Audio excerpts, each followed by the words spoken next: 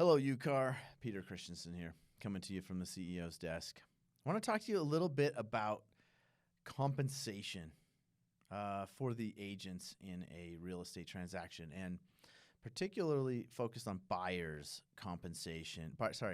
Buyers' brokers' compensation. There's been a lot of headlines lately kind of focused on buyers' agents' compensation and maybe could that be just examining it, I guess, and how it's done. And so the question has kind of come up of what if there is not anything offered in the MLS for a buyer, for a cooperative compensation to the buyer's agent, sorry. So the buyer's brokerage, there's nothing in there.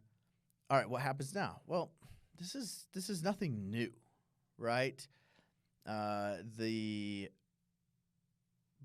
have been FSBOs, for sale by owner properties, new builds that are not listed, unlisted properties that might not have any cooperative compensation offered. So again, not new. On top of that, you can have a zero in the MLS in the current structure for offered as a compensation. And so again, nothing new. There's nothing new about this concept. Well, what happens?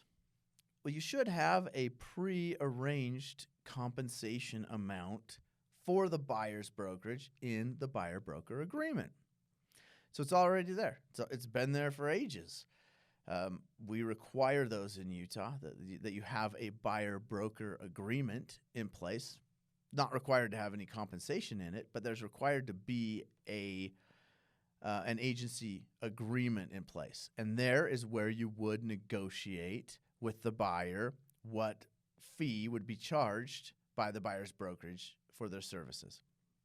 And so under the current setup, it does say in the standard UAR agreement that, hey, it'll be offset by any cooperative compensation offered. Okay. But that doesn't mean there always has been or always will be or always was. I guess has been, was, same thing.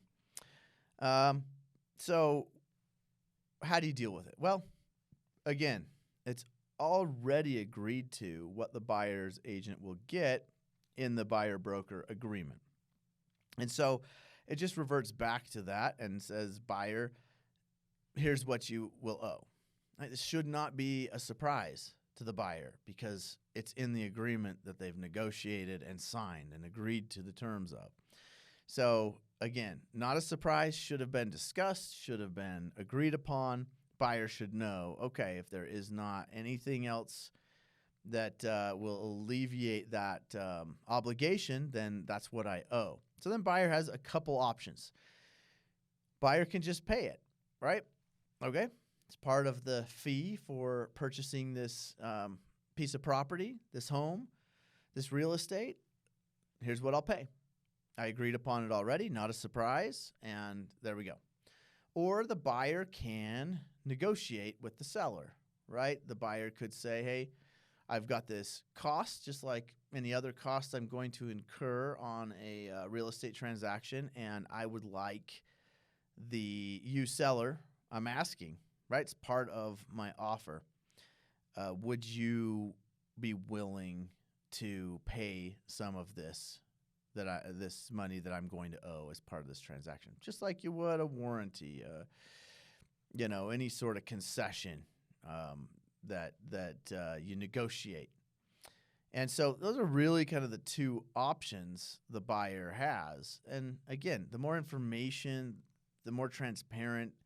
It should be transparent to the buyer. They should know going into it, this is how it works. And if everything's been explained well, then it's just a conversation with the buyer at that point, right? This is how it's going to work. Now buyer's a participant in that conversation saying, yeah, I think I'd like to ask the seller as part of my offer if they will help cover some of this cost. And it's just, again, part of the deal. At the end of the day, buyer's spending X amount to purchase a property.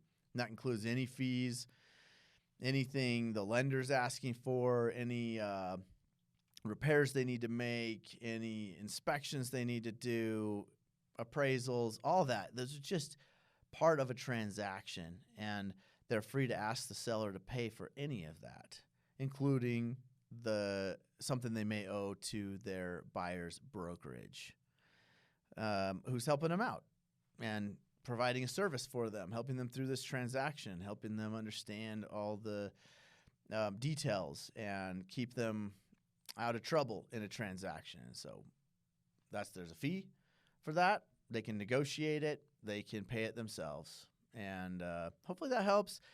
I just think a lot of talk about what happens if there is not a BAC involved. Again, it's nothing new. It's nothing to panic about. It's been part of the real estate transactional world forever, as long as I know, at least. And so, yeah, hopefully that helps. Remember, this is not legal advice. This is legal information only. If you need specific legal advice, please contact your attorney. Thanks for tuning in.